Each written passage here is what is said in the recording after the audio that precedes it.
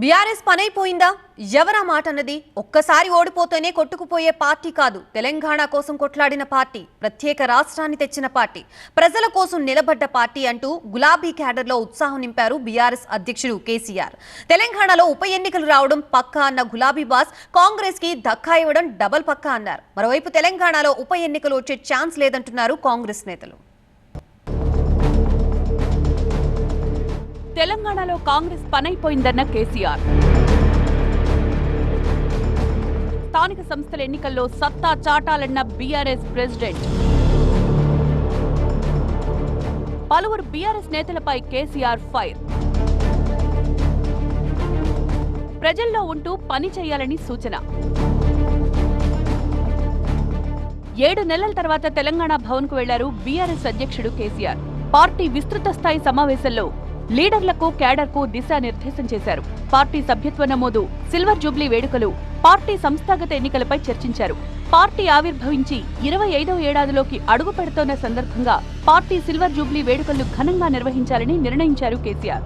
ఏడాది పొడవునా silver Jubilee వేడుకలను జరపాలన్నారు. పార్టీ కమిటీలు వేయాలని డిసైడ్ అయిన కేసీఆర్ కమిటీల బాధ్యతలను హరీష్ రావుకు అప్పగించారు. త్వరలోనే మహిళా కమిటీలను ఏర్పాటు చేస్తామని ప్రకటించారు. ఏప్రిల్ 10వ తేదీ నుంచి బీఆర్ఎస్ సభ్యత్వ నమోదు కార్యక్రమం ఉంటుందని, ప్రతి జిల్లా కేంద్రంలో పార్టీ సభ్యత్వ నమోదు కొనసాగుతుంది అన్నారు కేసీఆర్. అనుబంధ సంఘాల పటిష్టత కోసం సీనియర్ నేతలతో సబ్ కమిటీలు వేయనున్నట్లు తెలిపారు. ఏప్రిల్ 10న పార్టీ ప్రతినిధుల సభ ఉంటుందన్నారు కేసీఆర్. ఏప్రిల్ 27న బీఆర్ఎస్ భారీ బహిరంగ సభ నిర్వహిస్తామన్నారు. మీటింగ్ లో పలువురు బీఆర్ఎస్ నేతలకు క్లాస్ తీసుకున్నారు కేసీఆర్. ఎంపీ ఎన్నికల్లో బీఆర్ఎస్ ఓడిపోగానే పార్టీ పనైపోయిందంటూ కొందరు ప్రచారం చేశారని ఆగ్రహం వ్యక్తం చేశారు. ఆ భయంతోనే 10 మంది ఎమ్మెల్యేలు పార్టీ మారారన్నారు కేసీఆర్. తెలంగాణ బీఆర్ఎస్ పార్టీ పని ఎప్పుడూ అయిపోదన్నారు. ఒక్క ఎన్నికల్లో ఓడిపోయినంత మాత్రాన పార్టీ పనైపోయిందనడం సరికాదన్నారాయన. తెలంగాణ కోసం కొట్లాడిన పార్టీ, తెలంగాణ తెచ్చిన పార్టీ ఎప్పటికీ ప్రజల గుండెల్లో ఉంటుందన్నారు. పార్టీ నేతలంతా ప్రజల్లో ఉండాలని సూచించారు కేసీఆర్. ప్రజల కష్టసుఖాల్లో పాలు పంచుకోవాలన్నారు.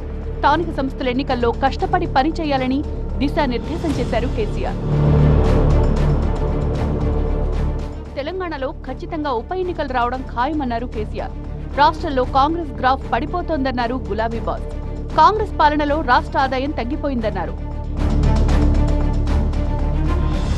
కేసీఆర్ వ్యాఖ్యలపై ఆగ్రహం వ్యక్తం చేశారు మంత్రి పొన్నం ప్రభాకర్. కేసీఆర్ వ్యాఖ్యల్లో అసహనం కనబడుతోందన్నారు. అధికారం దరిదాపుల్లో కనపడకపోవడంతో ఆయన కాంగ్రెస్ పని అయిపోయిందంటూ వ్యాఖ్యలు చేస్తున్నారని విమర్శించారు.